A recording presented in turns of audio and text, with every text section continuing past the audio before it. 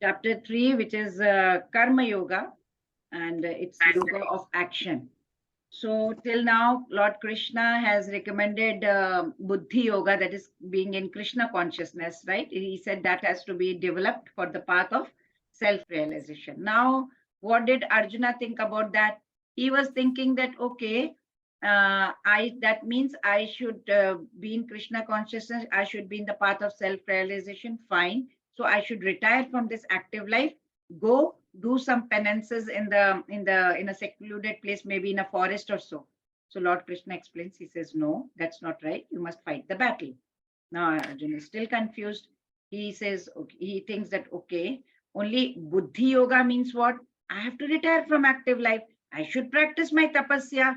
I should do my austerities. What is Lord Krishna is saying? He is saying, go, no, fight, you have to fight, but you have to do in the spirit of renunciation. But then offer all the results also to the Supreme. How is this possible? And Lord Krishna says, this is the best purification. You must work without attachment, then only you can attain the Supreme. So now Arjuna is asking the Lord, what is it that causes us to do all the papa karma, like sinful acts? So Lord says, it is lust, Arjuna, that makes us do all kinds of sinful activities. So in chapter 3, what is that we are going to learn is renunciation, which is better. Renunciation on Nishkam Karma Yoga, work as a sacrifice for Vishnu, conquering the greatest enemy, lust. Then we will see the yoga ladder. Then we'll see Sakam Nishkam Karma Yoga. Then we will also see exemplary lifestyle, right? We'll go through all this. So let's see. Okay. What is the title of chapter 3? Karma Yoga. Very good, very good. Karma Yoga, yes. It's not laughing yoga. Okay. Yes, let's start. Vyamishreneva vakyena buddhin mohayasiva me tad ekam vada nishtitya yena shreyo yumapnuyam. Yes, Atmaja Mataji, Hare Krishna. My intelligence is bewildered by your equivocal instructions. Therefore, please tell me decisively which will be most beneficial for me. Yes, Hare Krishna. So many things were explained in second chapter, Sankhya Yoga, right? We spoke about the Purusha and Prakriti, that we are the body, we are not the body, we are the soul. Then Buddhi Yoga, which means what? Controlling the senses by intelligence. We should work without any kind of fruitive desire. Then how we should be behaving, what is our position, beginner level. So now Arjuna had loads of questions in his mind and he wanted to clear all these confusing matters, right?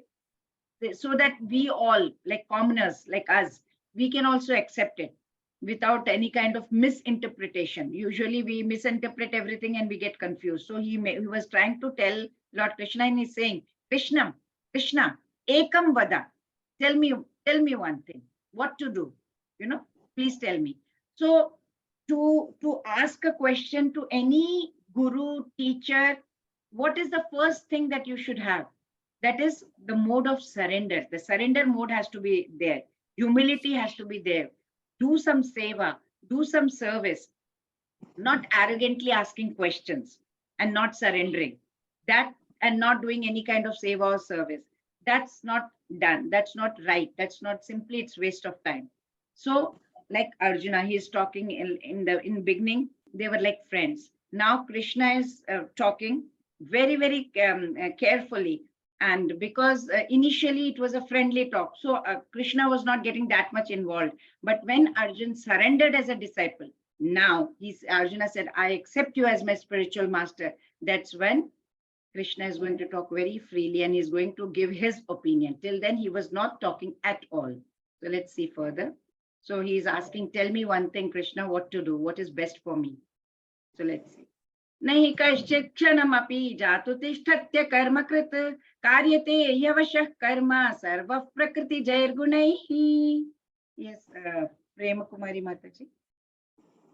Everyone is forced to act helplessly according to the qualities he has acquired from the modes of material nature.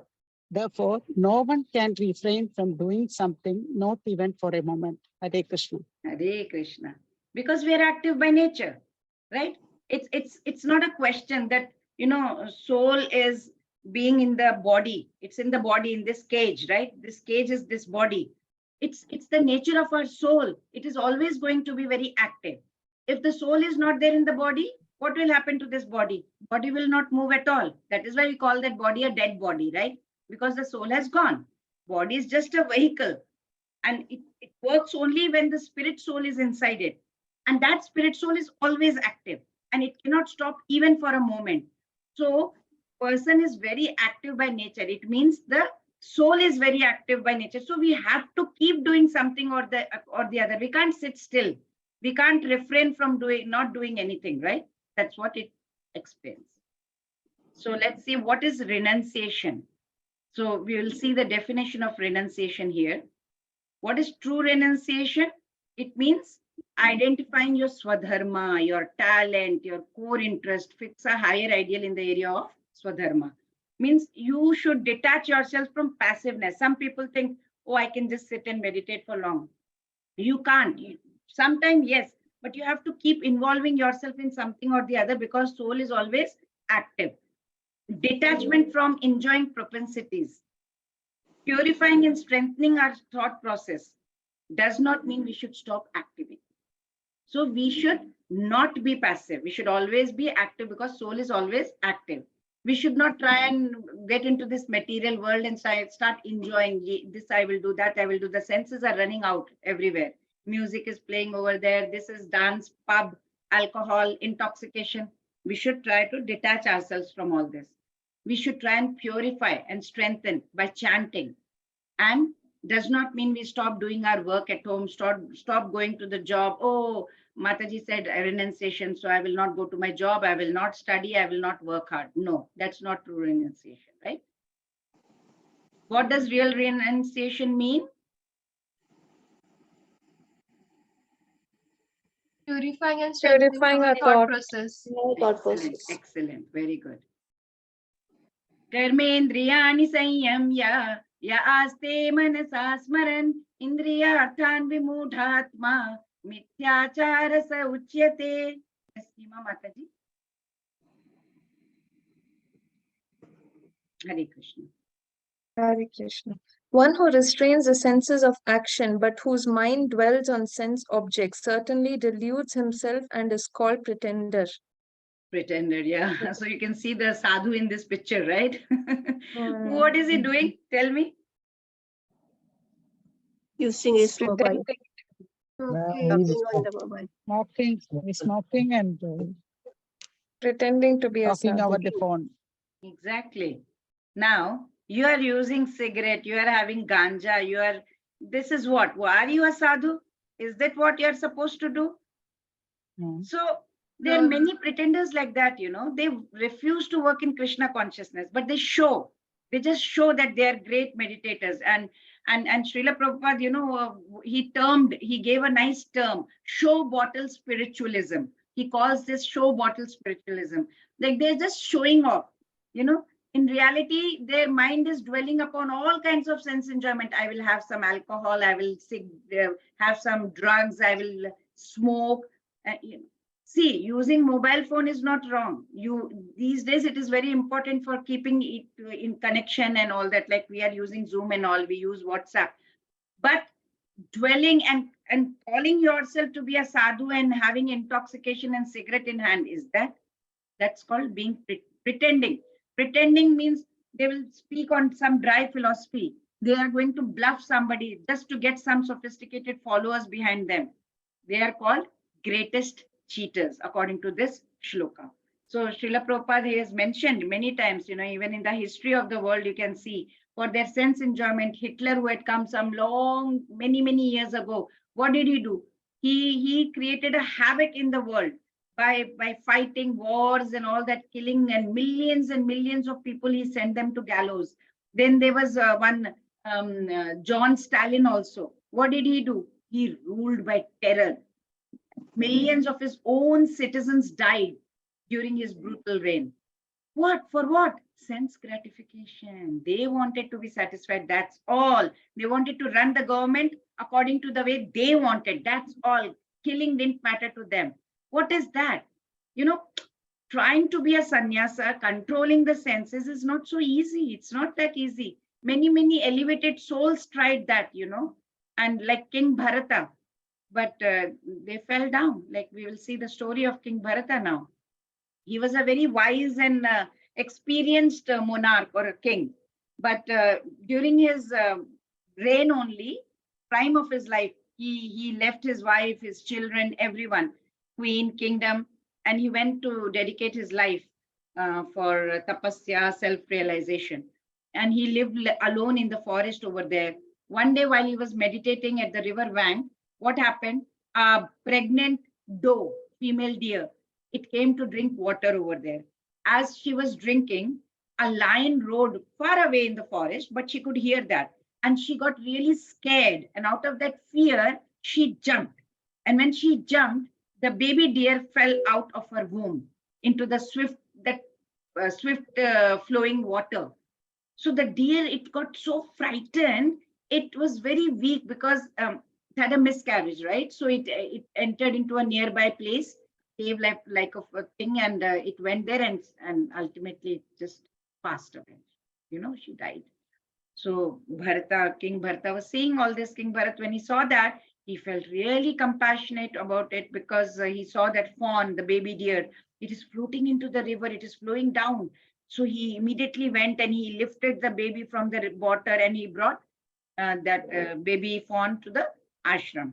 And he was, see, as we said, right, Vidya Vinaya Sampanne Brahmanega Vihastinishuni cha Evashvapake cha Panditas Samadarshinaha. The learned man sees Paramatma in every soul.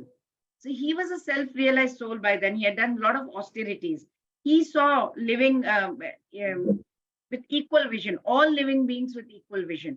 He knew that there was a soul present in every body. So what did he do? He brought it into the ashram. He fed the baby deer fresh grass and everything and made sure it was comfortable. Soon what happened? He developed attachment to that deer.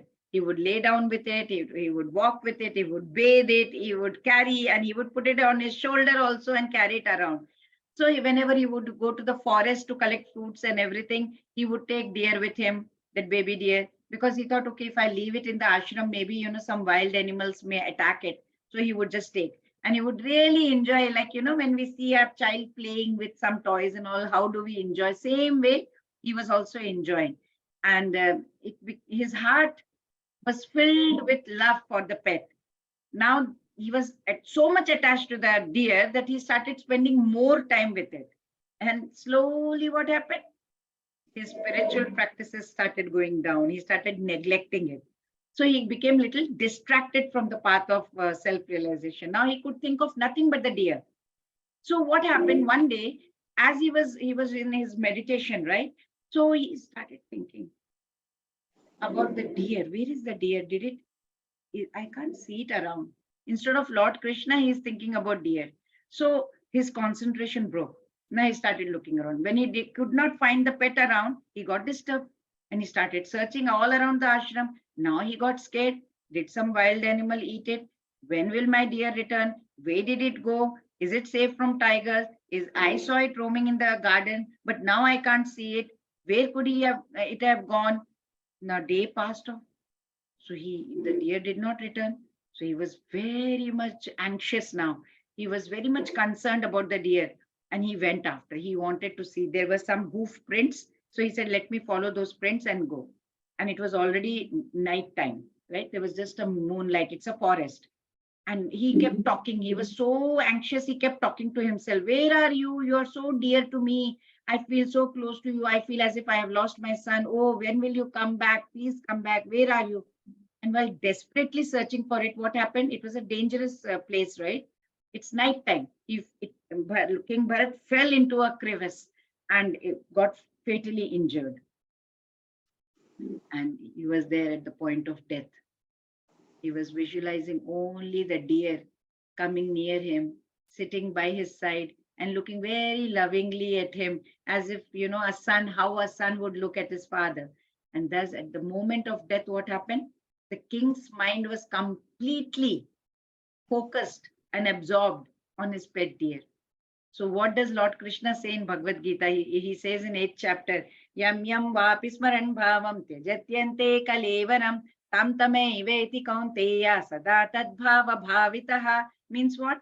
Whatever state of being you are remembering when you are quitting your body, that state you would attain without fail. So what was King Bharat thinking at the time of leaving his body? Who was he thinking about? Dear. Deer. About the deer. So in his next life, King Bharat entered into the body of a deer.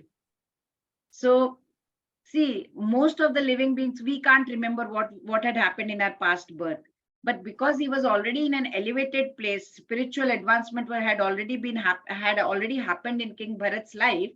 He could remember even in that animal body that, I was born like a deer because of my own foolishness.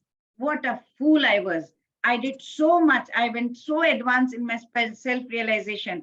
I gave up my family. I gave up my kingdom. I did so much of sacrifice. I went to a solitary place to meditate, and I was glorifying the Lord also. But due to my foolishness, I let my mind get attached to, of all the things, a deer. And now serves me right. I've got this body of a deer. Nobody is supposed to be blamed but myself, right? But if a sincere person tries to control the active senses by the mind, then we will see what happens next. One who restrains the senses but thinks about sense objects fools himself and is called a pretender. Yes or no? True or false? True. Yes. So let's see what happens if a sincere person, what does he do? Yes, please. Honala Mataji. On the other hand, if a sincere person tries to control the active senses by the mind and begins karma yoga in Krishna consciousness without attachment, he is by far superior. Yeah. Hare Krishna. Mataji. Hare Krishna. So what is our purpose? Why are we reading Bhagavad Gita? What is our purpose in this life? Why are we doing all this? The whole purpose of all the spiritual activity that we do is to go back to Godhead, go back to her permanent abode. Get free from this cycle of birth and death. Enter the Goloka Vrindavan. The whole institution, whatever Varna, the ashrama, everything that has been made, designed, is just for us so that we can reach that goal of life, right? We also, Hare Krishna, if you don't mind, please mute yourselves. Thank you. Yeah. So, we, where was I? Yeah. As householders, we can also reach that place, Goloka Vrindavan, just by doing devotional service, being in Krishna consciousness. It's not that difficult, but we have to be consistent. So if we want some kind of self-realization, usually for self-realization, one has to live a controlled life, disciplined life, do or follow all the rules and regulations, whatever is written in the Shastras, and you have to do your work without attachment. And that way you can really make some progress. Lord Srila Prabhupada says in his purport, he says, it's very, very important. A person is very sincere in what he is doing. Don't try to fool your own self. So you be sincere in whatever method you follow. Srila Prabhupada says that sincere person who follows this method is far better than a false pretender who is trying to just pretend to be meditating, pretend to be doing devotional service. And that is, he says, who adopts, like he has already termed, show bottle spiritualism.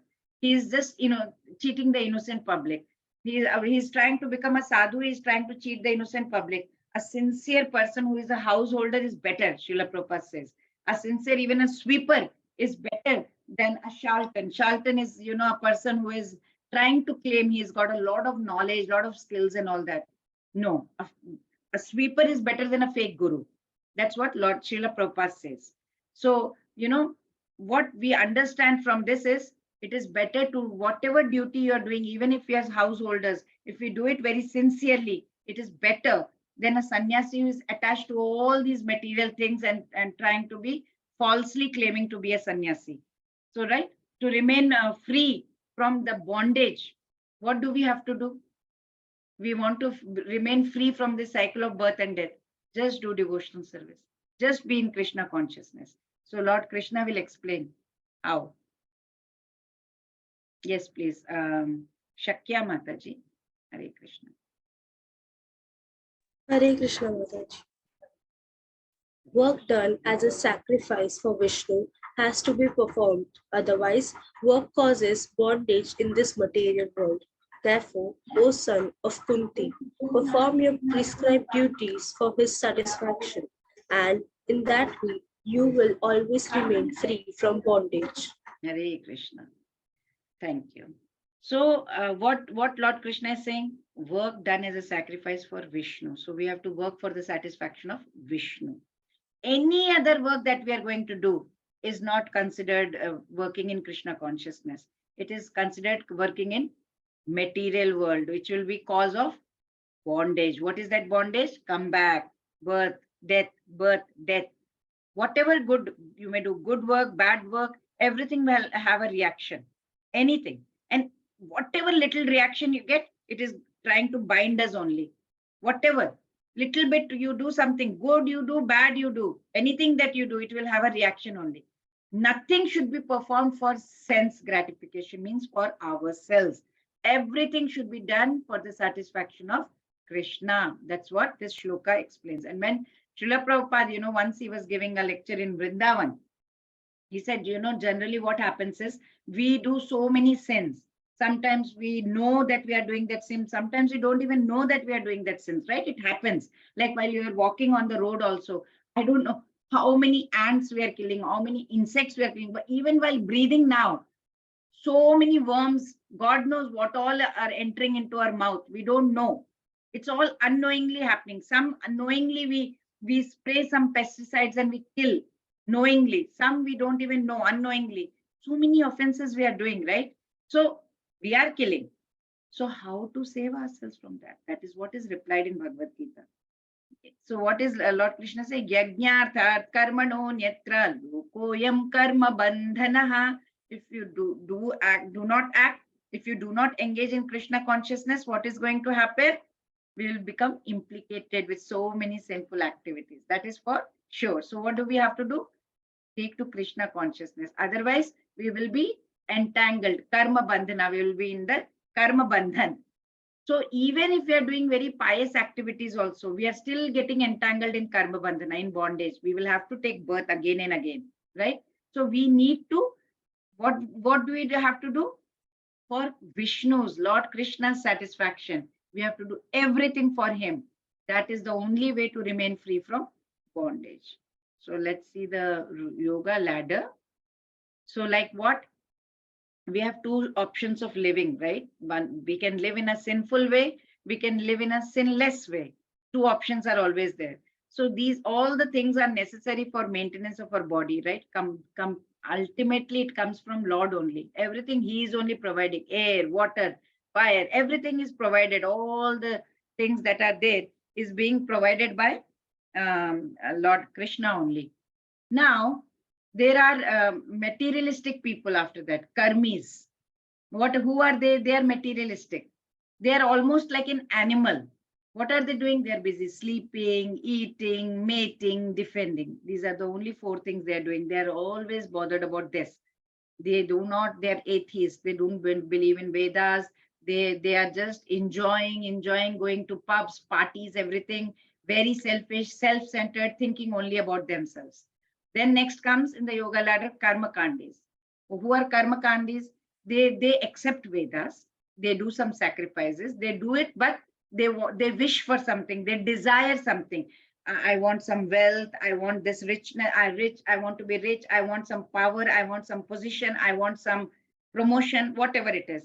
And there is no spiritual inclination. It's not for the pleasure of Lord that we are doing. It's for our pleasure that we are doing. I want something. You want something in return. Then there is karma yoga.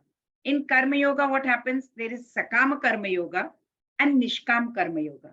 So, the takeaway is, even if we are having a lot of morality and values, but if it doesn't have spirituality attached to it, it means it's still self-centered. It is relative. Whatever may be value for me may not be for you. So it's relative, right? It just enhances our convenience that way. So let's see what is Sakama and Nishkama karma in detail. Yeah. So Sakam karma means what? Futility in material life. You want something there. You still want something. Nishkam karma means you are more serious in your spiritual life, right? Then Sakam karma means you are accepting Lord is there and you have interest in spiritual life. And Nishkam karma means you will only, whatever you are earning, you will take a portion of it. Okay, this is enough for my living and for my body, for my maintenance, for my family, everything. This is my saving. The rest I want to donate to the temple or for charity or whatever you want to give. So he accepts only a portion. Here in Sakam, he is accepting Lord is there and he has interest in spiritual life. And then Sakam karma, he will give something to the Lord. Nishkam karma, he will keep little bit for himself and offer the rest to the Lord. You know, there is a little difference. Sakam karma, there is always a little bit of selfish motive is always there. And Nishkam karma, he is working, but he's detached from the results. Like, you know, you come, you do. That's it. Don't think what is going to happen next. You put 100% effort. That's it. That's Nishkam karma. Okay. So real way of developing detachment is work for the satisfaction of Krishna. Then what is happening? What is the benefit we are going to get out of it? We'll be free from all the sins. And we'll all go to the spiritual world. So we have to balance the duties. You know, we have a duty towards our body, mind, and then we have duty towards the soul. If we offer all the results of one's daily work into the service of Lord, that's the best way. What will happen? Renunciation. Renunciation is the real way so that we can develop some kind of detachment. Then we will have a peaceful and happy life. So let's see. The material creation by the Lord is a chance given by the Lord for us to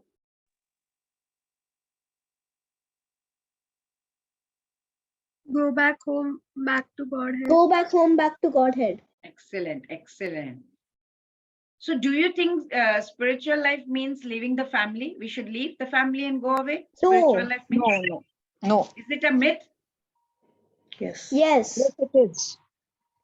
Correct. So what is spiritual advancement is determined by purity of our thoughts, right? Somebody says, no, we have to leave everybody, go. It is disturbance to the society. It is just a myth. Yes, please. Shreya, Hare Krishna. The devotees of the Lord are released from all kinds of sins because they eat food which is offered first for sacrifice. Others who prepare food for personal sense enjoyment verily eat only sin. Hare Yeah, Krishna. Hare Krishna. So the devotees of Lord Krishna, they are in Krishna consciousness. They are always thinking about Krishna, right? So they are called Shantas. Santas means what? They are always having a loving relationship with the Lord, thinking about the Lord. In Brahma Samhita, what Lord Brahma has described in 5.38, Premanjana Churita Bhakti Vilochanena Santas Sadaiva Hridayeshu Vilokayanti, right? Yam Shyama Sundaram Achintya Gunaswarupam Govindam Adi Purusham Tamaham Bhajami. So I worship Govinda, the primeval pure Lord. The devotees see Shyama Sundar with the eyes of devotion. They are completely having lot of love. They will not eat anything without offering to Krishna first. That is the kind of devotion they have. So such devotees, what do? They will do yajnas.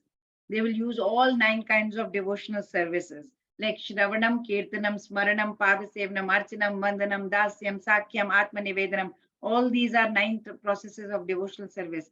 They will use all and they will do a lot of yajnas and they will remain away from this contamination of this material world, right? They don't want to be in this sinful association. What did Sri Prahlad Maharaj had said? Shravanam, Kirtanam, Vishnu, Smaranam, Pada Sevanam, Archanam, Vandanam, Dasyam, Sakhyatmani Vedanam. So we must offer food to Lord Krishna first. We have to thank. Once we sit to eat food, first thank him. Thank him for the food in our plate, then eat, offer it to Krishna, then eat as prasadam. And In order to be happy, what do? We do chanting. And what is the chanting of Mahamantra? What is that? Anyone knows?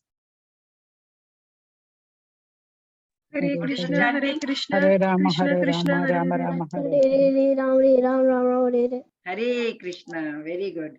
So we must do that in full Krishna consciousness. Otherwise, there will be no peace, no happiness in this world, right? So if we eat prasadam after offering it to God, what is the benefit?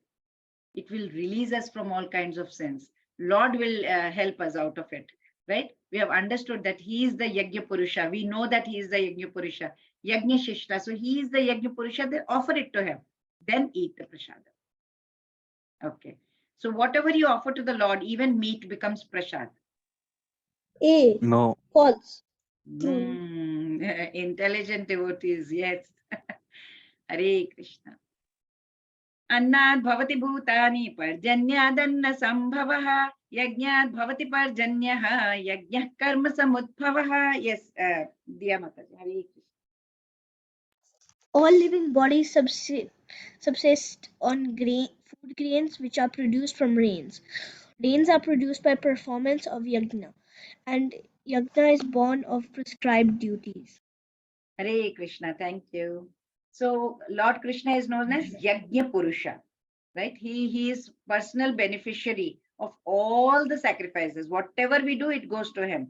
He is the master. He is the master of all the devatas. All the devatas are like what? His different arms, his different limbs of the body. They all serve him. All Indra, Chandra, Varuna, all these devatas, they're all appointed officers, right? They are managing all these administrative affairs. They are managing all these material affairs. And Vedas, that Vedas direct that you must do sacrifices. So you must satisfy the devatas. Why? So that they are pleased. And then what will they do? They will supply. Supply what? Air, light, water, right? All this, they will give us in a sufficient quantity so that we can produce the food grain. Otherwise, there will be famine, no food grains. No food grains, what will we eat and what will we offer to the Lord? So when Lord Krishna is worshipped, the devatas who are the different limbs of the Lord are automatically worshipped, right? So there is no separate need to worship the devatas. For example, if you know my hand is there, I don't have to do the seva of my hand, right? It's a part of this body, right? So how to immunize ourselves? The only vaccine that we know is Mahamantra, and that Mahamantra is Hare Krishna Mahamantra. The moment we satisfy the Yajna Purusha, that is the Lord, all the devatas are very, very happy, right? So just because I have to eat, it has to go into the stomach. The hand will not say, put the food into my this thing also. The feet will not say, give it to me also, right? No, it goes directly into the stomach. From there, the whole energy flows. Similarly, the moment we give to Yajna Purusha Krishna, everyone is very happy. All the devatas are pleased with us. Hare Krishna. When does our work become worship?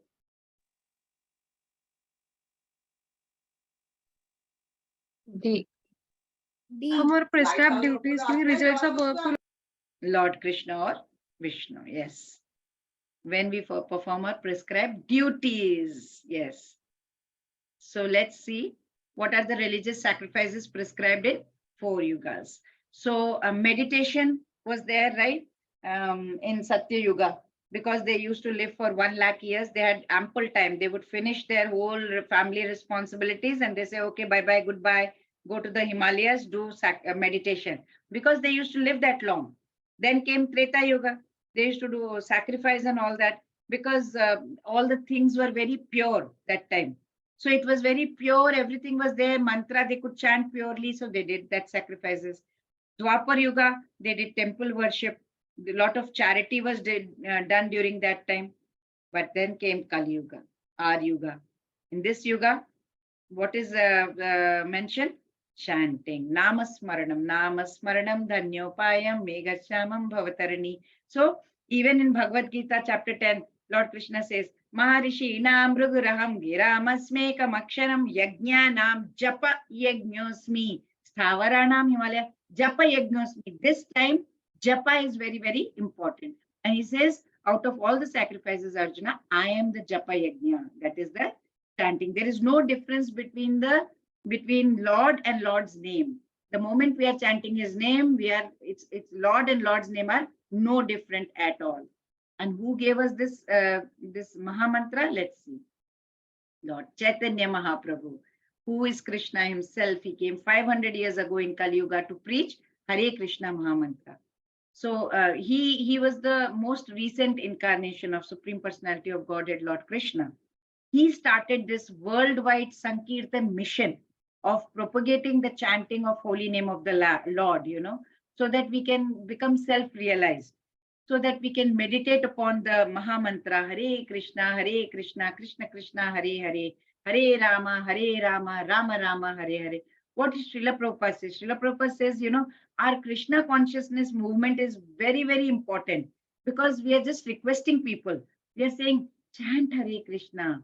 And it says there was a cartoon in one of the newspapers, and it depicted an old lady and her husband. They were sitting face to face. Okay. So the lady is requesting her husband, please, chant, chant, chant. And what is her husband saying? Can't. It's a cartoon.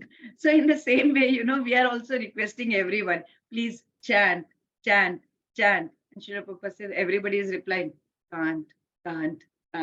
This is the misfortune of Kali Yuga. So, yeah.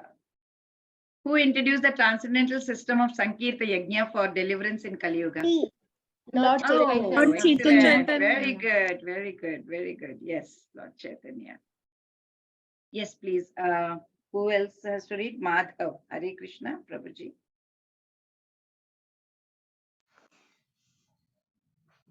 Hare Therefore, Krishna. without being attached to the fruits of activities, one should act as a matter of duty, for by working without attachment, one attains the supreme. Hare Krishna. So whoever is acting in Krishna consciousness has to be acting under a proper guidance. The guidance has to be there, and you should not get attached to any kind of result. Then how to know we are making progress or not? We know we are doing our spiritual duty, but how to know? That we have to see whether we are following the proper guidance, whether we are getting attached to the result of the work or not. Suppose we do some devotional service, we want that credit to be given to us. If somebody is praising us, we feel very happy. If somebody doesn't mention our name, see, I did so much, but my name was not mentioned. We are still not there. That means we still need credit. So Arjuna is told, Arjuna was told in the battle, right? In the battle of Kurukshetra, that you please fight in the interest of Krishna, because Krishna wanted him to fight. Bhagavad-gita, as you see, it never tells us not to have any goal or any objective or anything. It is telling us just not to have attachment with the result. Like football player's objective is what? To hit a goal. If goal is not set, what is the use of simply kicking the ball here and there? So there has to be a goal. Okay, I must make sure that I hit towards the goal. But once you hit, you should be equally happy whether you hit the goal or miss the goal. That is what is told by Gita. If you miss the goal, keep trying to hit, but never give up. And if you hit the goal, keep trying to hit more goals. That's it. So there need not be too much elation over there for anything. Never be unhappy. Never give up your activity. That is what Bhagavad Gita is telling us. To be a good man, to be a non-violent man, it's a personal attachment, right? But to act on behalf of Krishna, that is without attachment for the result. Krishna conscious person, he is not having any attachment for the result. He's just doing for Krishna. That's it. He's doing all kinds of activities, but completely non-attached. I'm doing like that. So Lord Krishna says, for that, we have to be a role model first. So let's see. Yadyada acharate sreshta tattadevetaro janaha sayat pramanam kurute lokas tadanu vartate. Please. Prema Kumari Mataji. Whatever action a great man performs, common men follow. And whatever standards he sets by exemplary acts, all the world pursues. Hare Krishna. Hare Krishna. Thank you. So people, everyone needs a leader, right? We all need a leader who can teach us by practical behavior. So that is very, very important. Even in the school, you need a teacher. In the country, you need a prime minister. Wherever, you need a leader. Leader, a leader cannot ask the public to stop smoking if he is himself smoking, right? So that's not right. So leader is a role model. We follow the role model. He has to be a role model. So Lord Chaitanya says that a teacher should behave properly before he begins teaching. So one who teaches in that way, that is why he's called Acharya, or the ideal teacher. A teacher must follow the principles of Shastras or the scriptures, whatever is given, so that he can teach the other people. Everything should be done in Krishna consciousness. So leader's role is very, very, very important, and he has to follow all the principles of the Shastra. Srimad Bhagavatam also affirms that we should follow the footsteps of all the great devotees, so that we see, okay, that great devotee Srila Prabhupada, how did he do? We can follow his footsteps. So that is the way to progress towards our spiritual realization, right? Even a king of the country, he also follows all the moral codes and conducts of that kingdom. Father is a role model, mother is a role model, head of the state is a role model, head of the country is a role model. Yeah, a school teacher is a role model. Everybody, we all, parents, grandparents, we are all natural leaders of the society, because children, they see what we are doing, right? So it's not like do as I say. That's not right. Not say. You do first and they will follow you. What should great men do? Set example for common men to follow. Very good. Excellent. Excellent. Very nice. So leader teaches by his conduct. Sometimes he gives instructions also. So we must choose our leader carefully. Whenever we want to choose a leader, select a bona fide devotee like Srila Prabhupada, or personalities from scriptures. Yes, please. Shreya Mataji, Hare Krishna. The spirit soul, bewildered by the influence of false ego, thinks himself the doer of activities that are in actuality carried out by the three modes of material nature. Hare Krishna. Hare Krishna. Now, let's say Shreya Mataji is in Krishna consciousness and I am in material consciousness. I am thinking about pub, going out, shopping, doing this, doing that, all kinds of material consciousness. We are both working. We are both working on the same level. We appear to be same. We appear to be on the same platform. Shreya Mataji is Krishna consciousness. I am in material consciousness. But there's a wide gulf of difference in our position. Why? Because in material consciousness, I am convinced by false ego that I am the doer. I went over there, I did it, I made that presentation, I showed it to the public. The whole office people liked my presentation and the manager gave me a great credit and I'm going to be promoted. It is all because of me that the company is doing well. And whereas Shreya Mataji will also do the same thing, but she'll say, okay, I have done, my duty is done. Krishna gave me the power to do it. That is the reason I could do it. And that's it. And she goes back home. I go back home with false ego. She goes back home with saying that it's all because of Krishna. That is the difference. Even though on material level, it will seem that we both are doing on the same way, but no. So from this example, what do we understand? The materialistic person has no knowledge, right? He should understand that he is also under the control of Krishna. But in false ego, what happens? That person is taking the credit all along, thinking that he's doing everything independently. And he's quite having a lot of ego inside, false ego. It's making him forget that actually the eternal relationship is Krishna only. Unless and until Krishna gives us the power, we cannot do anything. We cannot even move a single blade of grass. Like Hiranyakashipu. He was very, very proud. He was very proud of all his possessions. He was thinking, okay, I'm controlling the whole three worlds. Oh, wow. And he was even torturing his own Vaishnava son, Prahlad Maharaj. In this way, he was very, very proud of himself. But what happened? Narsimhadev came. Everything got finished within a second, right? So, person who is bewildered is who?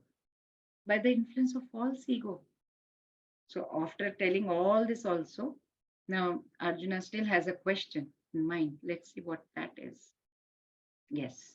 Madhav Mataji, Hare Krishna. Arjuna said, O descendant of Varsini, by what Vrishni, is one Vrishni. Vrishni is Vrishni, the sorry. Yadu dynasty. He is coming from Okay. Yadu dynasty. That is why Arjuna is addressing Krishna as descendant of Vrishni. He is descending from that Vrishni dynasty, Yadu dynasty. Oh, Yes. okay, Mataji. By what is one impelled to sinful acts, even unwillingly, as if eager by force? Engaged by force. Yeah. By force. Because see, we are all, thank you, Mataji, Hare Krishna. We are all part and parcels of Krishna. We are all part and parcel of the Supreme Lord. Originally, what? All the spirit souls are very pure, very free, or from all this material contamination. We are actually a very diamond kind of a thing, very pure. But the moment we come in contact with this material nature, what happens? We act in many sinful ways. We get impure thoughts in our mind also, in action also, in deed also, in words also. And without hesitation, we do sinful activities. Sometimes against our will also we do, right? So Srila Prabhupada explains over here. He says, Krishna says that the destruction in performing, destruction in the course of performing our own duty, it is better, even if you're doing something wrong, rather than engaging in another one's duty. That is very dangerous to follow somebody else. Don't imitate somebody else. That's what Lord Krishna is telling over here, says Srila Prabhupada. Like, for example, Arjuna. Arjun was a military person. He was a Kshatriya. So what was his duty? His duty was to fight, and fight for a worthy cause, good cause. But in the battlefield, what is he doing? He's thinking, should I engage myself in killing? Should I take part in the war? Should I take part in this unnecessary violence? Okay, let's not do that. I think it's better I go, he's using his own brain. I should retire into the forest and I will do some meditation, because I won't have any food. So I have to go and beg, but begging is better rather than go and fight. That's how his thought process was. But in reality, begging thing, Srila Prabhupada explains, begging business is not for a householder. It is not for a military person. It's not his duty, occupation. His occupation is being a soldier. So Lord Krishna says, don't try to imitate the business of sannyasi or a brahmana. You are a Kshatriya, Arjun. Your duty is to fight, Arjun. You should follow your prescribed duties. Don't try to imitate others, he says. And we can attain perfection by being engaged in our own job or occupation. But only condition is, it should be done in Krishna consciousness. Don't take the credit. Don't think you are the doer. So Lord Krishna is asking him to fight. Why? Because he's a professional soldier. He's a fighter. And he should fight in accordance to what Lord Krishna is telling him to do, because Krishna's order. And that is perfection. Lord Krishna wanted Arjun to perform his prescribed duties by duties fighting the war of fighting the By fighting the war Very of nice. Perform his Kurukshetra. prescribed duties by fighting the war of Kurukshetra. Excellent. Very nice. Thank you. Hare Krishna. Yes, please. Sunaina Mataji, Hare Krishna. The Supreme Personality of Godhead said, "It is lust only, Arjuna, which is born of contact with the material mode of passion and later transformed into wrath, and which is the all-devouring sinful enemy of this world." Hare Krishna. Hare Krishna. What is Lord telling? Lord Krishna, let's read. Kama esha krodha esha rajo guna samudbhavaha mahashano mahapapma vidyena miha vairinam. What is he saying? When we living entities, we come in contact with this material creation, we actually love Krishna. That's our eternal nature. But once we come down over here in this contact to material nature, material creation, that love for Krishna gets transformed into lust in association with the mode of passion. What does it mean? It means that the sense, the love of God, it gets into, transformed into lust. Like, for example, milk. You squeeze some lemon in it, or you put some lemon juice or whatever. It curdles. Milk breaks. Milk curdles, and curd is transformed, right, into yogurt, like that. Sour curd or whatever happens. Similarly, the milk is pure, and when lemon is squeezed, so our soul is very pure. And when we come in contact with that lemon, which is the material creation, and the whole milk or the soul at the love for Krishna gets transformed into lust. So when lust is not satisfied, what happens? It turns into anger, wrath. Wrath is transformed into illusion. Illusion continues. Then all this happened. We did this yesterday. So lust is the greatest enemy, because of lust only, we remain entangled in this material world. We are so much attached to this material things, because we are actually the part and parcel of Supreme Lord, right? But what happens? Lord has given us little bit of independence. He says, okay, you can take choices, right? For example, I keep telling, whenever we are playing video games, right? Video game is planned. Everything is pre-done. Like, for example, if you go towards left, the fish will eat you up. If you go towards the right, you will get 10 points. Like that when we are playing the game. Similarly, the whole thing is, the blueprint is already, the choice is given to us, partial independence. We have got the partial. You don't know the result, but independence is you can put it left or right. That is the independence you have been given. You can take this choice or that choice. If you go left, you will end up getting eaten by the fish. If you go right, you will get some credits, like that. And we misuse the independence, right? And when the service attitude is transformed for sense enjoyment, we start thinking that I am the doer, I want help, I want this, we get into that lust. And lust, if it can be transformed into love for the Lord, into Krishna consciousness, right? Everything we do for Krishna, then both lust and anger, everything can be spiritualized. We have examples in the history, like for example is Hanuman. Hanuman, he was a great, he served Lord Rama. And how did he use his anger? He used his anger by? Anybody? In the work of his Lord.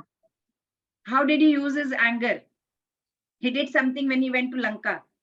He put it on fire. Yeah, yes, very nice. Very nice. Thank you. By burning the golden city of the Ravana, Lanka. right? Lanka. Yes, he was the greatest devotee of the Lord. Here in Bhagavad Gita also, what did Arjun do? He engaged his anger or wrath upon his enemies for the satisfaction of the Lord. So this can be actually employed in Krishna consciousness. Then it will become our friend, not our enemy. Soul, a natural characteristic is to love God. But when the same love is directed towards our own self, what happens? When we start thinking about ourselves, it turns into lust. That lust can be turned into love if we do it for Krishna. Because that lust, we can never satisfy it. It's greedy all the time. Dhumena vriyate vanihi yathadarcho malena cha yatolbena vrito garbha katha tene damavritam. Yes, Shakya Mataji, Hare Krishna. Hare Krishna Mataji. As fire is covered by smoke, as a mirror is covered by dust, or as the embryo is covered by the womb, the living entity is similarly covered by different degrees of this lust. Hare Krishna. So this is actually this is very, very important, because this is the different stages of self-realization. There are 3 degrees of covering of the living entity, by which the pure consciousness that we have pure soul, right? It's covered. It's very much covered. And the covering is nothing but lust. How? Different manifestations are there. For example, smoke in the fire. The first example that they are giving is as fire is covered by smoke. And the second is dust on the mirror. And the third, embryo covered in the womb. You can see in the picture. Now, first one, let's see. When living, when we have little bit, we are in Krishna consciousness, like we are reading Bhagavad Gita, we are chanting little bit, we are doing little bit of devotional service. This living entity can be likened to a fire covered by smoke. Why? The reason is we have the power of discrimination. What is that? This power of discrimination allows us to go inside, check, question. Who are we? Why have we come here? Where did we come from? And we can do something about it, right? Because the fire, when it is having a lot of smoke, if we do, the fire can go and we can see, the smoke can go away and we can see the fire lighting up. Similarly, we have a lot of smoke inside. And if we do a lot of chanting and a lot of reading scriptures and all that devotional service, the smoke will go away, and we will see the light burning inside, the fire burning inside, and we will see we'll be in real Krishna consciousness. That's human beings. Now, second, covered mirror with dust. The covered mirror is compared to birds and beasts. Why? Because the dust, it is heavier than smoke. It's very difficult. It's difficult to clean, right? The smoke, if you say, it can go away. Dust, you have to scrape it off a little bit, rub it. So the souls that are in the body of birds, animals and all, they are having that kind of covering of lust. It's very difficult for them to achieve self-realization. Animals can't achieve so easily, right? And the third one, embryo. Embryo covered by the womb. As a child, you can see the child is inside that lying, so difficult. He is looking so helpless, right? He can't even move properly inside. He cannot move at all. That stage of living condition can be compared to that of trees and plants. They are also living entities, but they are void of all consciousness. They have been put into such a condition. You can see how the babies, the embryo is there lying in the womb. They have been put into that condition of life because of their great exhibition of lust. So they are almost zero consciousness they have, right? So why does Gita go into so much of detail? To tell us, to enlighten us, to highlight that how lucky we are in this human body, to give us this facility that we can at least realize ourselves. Self-realization can happen, and we can help not only ourselves, we can help others also. We can hold each other's hand. We can help our fellow souls in the bodies of birds, beasts, plants very easily. How? How can we help animals and plants and all? By exposing them to what? Mantra meditation. Chant near plants, chant near animals. Even the pets, you can have pets at home and you're chanting, and you will see for after a while, they will also sit and listen to it, right? So practicing mantra meditation, it's like uttering the most powerful Maha Mantra in presence of other living entities. It will help remove the dense covering that they have of lust, right? Bhakti yoga, that's bhakti yoga. It's wonderful. It's just by helping others, we are helping our own selves. So the takeaway from the shloka is we have to watch out. Watch out for what? Dangerous enemy. What is the dangerous enemy? Lust. Otherwise, what will happen? We will end up in the lowest species of life. So we must be very careful. So once more, because this is important, I'll give this analogy that fire covered by smoke is compared to human beings. Mirror covered by dust is compared to animals and birds. And embryo covered in womb is to non-movable trees and plants. Which analogy is correct for human beings? Which one?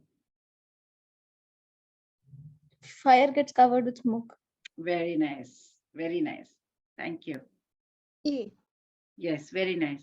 Way to find this enemy lust and wrath and defeat it. You can see that. It is found Chant the holy in names. senses. Yeah. It is found in our senses. And how to defeat it? By regulating it. You regulate your senses, control your senses. It is found in the mind. How to defeat it? Chanting. By chanting. Yes, very nice. And it is found in intelligence. And how to defeat it? By gaining spiritual knowledge. So if we can conquer the lust by regulating the senses, by engaging in our mind in chanting Hare Krishna, studying Bhagavadgita, then what will happen? We will make the lust and wrath as our friend. How Arjuna showed anger in the field, fighting for, in the war zone, fighting for dharma. How Hanumanji, who alighted the whole of Lanka, if a child has in his hand something that he is eating, right? But we give him something better than whatever he is eating. What will he do? What will the child do? He's eating something, but we'll give him something better to eat. What will he do? He will immediately leave the old one and go to the new. Yeah, yes. He will throw away that inferior thing. He will take that better thing. Similarly, the moment we taste the nectar of chanting, we will not be able to, we'll leave this lower things like material things and we'll stay away from it. And because we have tasted the nectar of chanting, we won't want anything lesser than that. Yes, please. Atmaja Mataji, Hare Krishna. Therefore, O Arjuna, best of the Bharatas, in the very beginning, curb this greatest symbol of sin, lust, by regulating the senses, and slay this destroyer of knowledge and self-realization. Yeah, so what is Lord Krishna telling over here? He's advising Arjuna. He's saying, see, regulate your senses, okay? And so that you can curb lust and all that. What will lust do? What does lust do? What can lust do? It will destroy the knowledge, the jnana. What is that jnana? That we are the soul, not the body. It will destroy that only. First of all, we'll start looking after our body only. I have to do all the makeup. I have to take care of my hair. I have to take care of my, I have to go to the spa, this, that, all outer things. It will destroy the knowledge that we are souls, not the body. Next, it will destroy the vijnana also. What is vijnana? The position of our relationship, spirit soul's relationship with the supreme soul. It will make us forget that also. So that it will destroy both this lust. So we all living entities, we know we are part and parcel of the Lord. So we must always serve the Lord. What will the son do to the father? He enjoys serving the parents, right? Similarly, we are his children. We should serve him. That is called Krishna consciousness. That's it. When love of God deteriorates into lust, it's not easy to return back into normal condition. But Krishna is very, very, very, very merciful. Little bit we will do devotional service. He will help us like anything. He will promote us to anything. And, so it is better from whatever stage of life we might be in right now. We can begin our journey towards Krishna consciousness. Just do the devotional service. That's it. What can one do to destroy lust at its source? What to do? Sharpen the intelligence by Sharpen the chanting. intelligence by Teach, chanting and sharpen hearing the holy the name. intelligence by chanting and hearing the holy name. Okay, sharpen the intelligence by chanting and hearing the, yes. And one more is there. Follow the rules Follow and the four four rules and rules and regulations. regulations. Yes, I will tell you what those four rules and regulations are. Okay, so let's see the different platforms. First dimension is Annamaya Kosha, which is bodily platform. Here, it's outermost layer. We are bothered about our gross physical body. It represents what? Flesh, blood, muscles, bones, everything. It is nourished by Anna. Anna means food. Food, whatever food we are eating. That's why it's called Annamaya Kosha. That food layer, roti, kapda, makan, all that bodily platform. Second dimension is Pranamaya Kosha, which is sensual platform. Means Pranamaya means pranic, which is pranic energy maintained by breath. Breath, it's not just oxygen, it's a vehicle, it's a vital energy. Third dimension is Manomaya Kosha, which is mental platform. So mental platform is what? It pertains to mind, the thought process, whatever actions we are doing, whatever reactions we are getting from this physical body, thoughts, feelings, emotions, all this works through five senses, right? So it leads to likes and dislikes also. That's the mental platform where we are liking, disliking and all. Then next comes fourth dimension, which is Vijnanamaya Kosha, wisdom. Here, this is the intellect. It is going to tell us right, wrong, power of discrimination, whether we are doing the right thing. Some Mataji yesterday said intuitionary power is there. That intuitionary power comes in this fourth dimension. This is Vijnanamaya Kosha, wisdom layer, where there is some intuition that comes from inside. Conscious, the will, everything comes there. It rises. Fifth dimension, Anandamaya Kosha. This is the ultimate. Ananda in Sanskrit means blissful. This is the most subtle, beyond any explanation, because it's spiritual. The energy layer there is closest to cosmic light and truth, right? Once this kosha is awakened, we feel very blissful. So let's move on. This is the, yes, please. Who will read this? Devjani Mataji, Hare Krishna. Hare Krishna Mataji. The working senses are superior to dull matter. Mind is higher than senses. Intelligence is still higher than the mind. And he, the soul, even higher than the intelligence. Yeah, so Srila Prabhupada explains, Hare Krishna.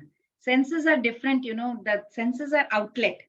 Eyes see something, ears see something, nose smells something, mouth tastes something. So it is an outlet like that for lust. Lust is reserved within this body, it is giving vent through these services. Whatever greediness we have, whatever lust we have, it comes out through this senses.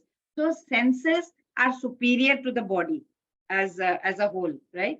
So, but if we do devotional service, we chant, we are in Krishna consciousness, then it won't affect us. So first body, then senses are superior to dull matter, mind is higher than senses, intelligence is still higher than the mind, soul of course is the highest. So when we are in Krishna consciousness, the soul is directly engaged with the Lord, directly. Then naturally all these that is below the soul, intelligence, mind, senses, body, they will have to listen to it. They automatically they will be engaged to the Lord. We have made the soul engaged to the Lord. All these four will automatically, the body will also follow, the senses will follow, because the eyes are looking at the Lord, the nose is smelling tulsi, that the mouth is tasting prasadam, the ears are hearing chanting. So everything gets engaged, the mind gets engaged, the intellect works well like that. Hare Krishna. Let's see more. The soul is higher than intelligence. Yes or not? True or false? True. True. Yes, correct. Okay. The senses, mind, intelligence are the dash for lust.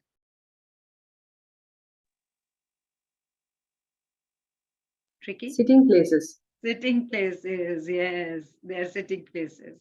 It sits over there. Yes, please. Who would like to read? Anybody wants to read now? Yeah? Yes, Mataji. Yes, please. Thus Krishna says, thus knowing oneself to be transcendental to the material senses, Can you read mind and loudly, please? intelligence. Thus knowing oneself to be transcendental to the material senses, mind and intelligence, O mighty armed Arjuna, one should steady the mind by deliberate spiritual intelligence, Krishna consciousness, and thus by spiritual strength conquer this insatiable enemy known as lust. Yes. So if we use our intelligence, we can engage our mind in Krishna consciousness, surrender to Krishna. Automatically, the mind will become very strong, right? Even though senses are very strong, बहुत मुश्किल है. It's like serpents, they will be not effective like serpents. If you remove the fangs of the serpent, then they are not dangerous at all. So if we put our senses in Krishna consciousness, then it's not dangerous at all, right? The soul, the master of the intelligence, mind, senses, it will be strengthened. How? If we associate ourselves with devotees in Krishna consciousness. Otherwise, we will fall down. What are some of the things you can do to practice Bhakti Yoga? A, Okay. E and D. and D. Yes, A and D. Yes, correct. Who is responsible for our distress, means miseries, our sadness? Our enemies and their jealousy. Our own karma and and lack of spiritual knowledge. Yes, correct. So let's see what is the takeaway message then. We have to cultivate sattva, refine rajas, and eliminate tamas. Finally, eliminate the desire by picking up higher desires until we desire for Goloka, removes all the desires. Because especially in this age, Krishna has Krishna has incarnated as holy name. In this, only his holy name, he is there. Kali Kale Nama Rupe Krishna Avatara Chaitanya Charitamrita, Chaitanya Mahaprabhu has said, right?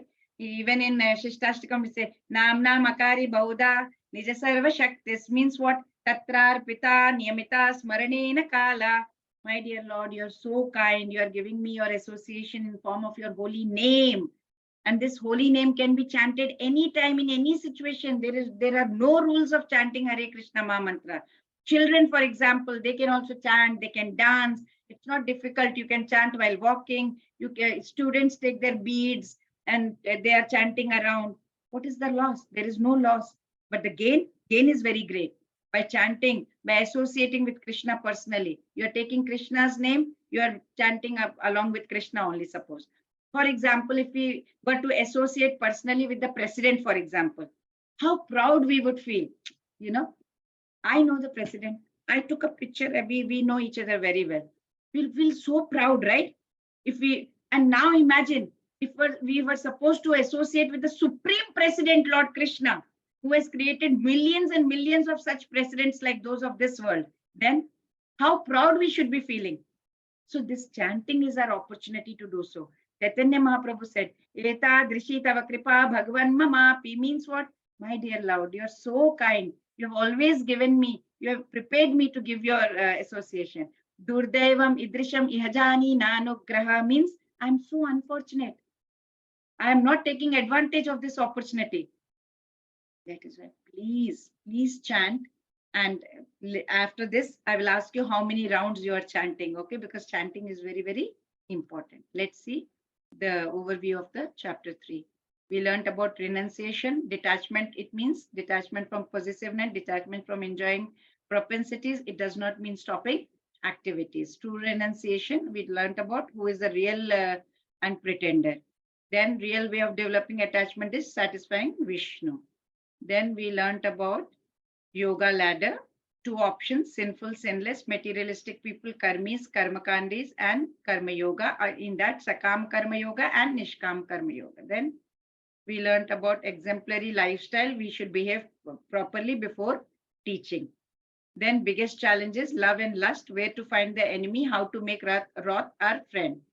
Senses, it's found in senses. We need to regulate it. In the mind, we have to chant, and in intelligence by reading, getting spiritual knowledge. Degrees of covering of lust is compared to fire covered by smoke, mirror covered by dust, embryo covered in.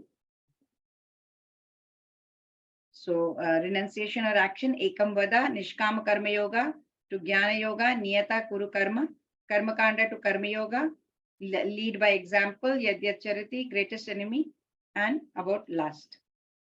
So let's not waste our time and chant, right? Vancha kalpatarubhyashta kripa sindhubhya vicha patitanam pavanebhyo vaishnavebhyo namo namah. Hare Krishna, Krishna Krishna, Hare Hare, Hare Rama, Rama Rama, Hare Hare. Hare Krishna, everyone. Thank you so much.